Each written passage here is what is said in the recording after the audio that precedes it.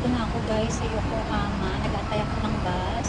Pupunta akong dermatologist ko para sa aking meds. Naglalakad na ako papunta sa skin clinic. Mga 15 minutes walk. Grabing init. Grabe talaga guys yung aking allergies. Tingnan niyo yan. Sa dust. Kung mamaya nga maglungkat na naman ako tsaka nagdiligpit kasi maghahakot kami mamayang gabi. So good luck sa akin.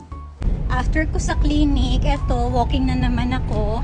Dadaan ako guys ng post office. And then after that, walking ulit papunta sa home center kasi kailangan ko palang bumili ng ilaw. Kunti ko na makalimutan. Dito na ako sa post office. Hi. Dito na ako sa home center. Meron din ditong KS Denki.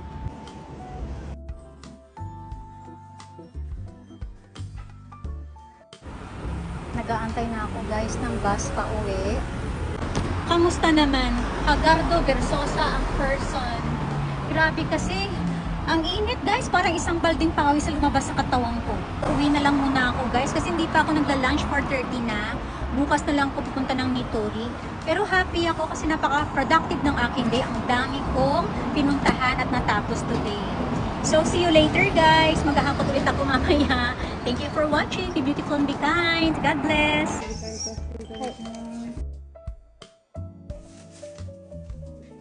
Ay, ang bigat. Malapit na. Ay, kaya pa ba, Joy? Kaya pa. Kaya yan!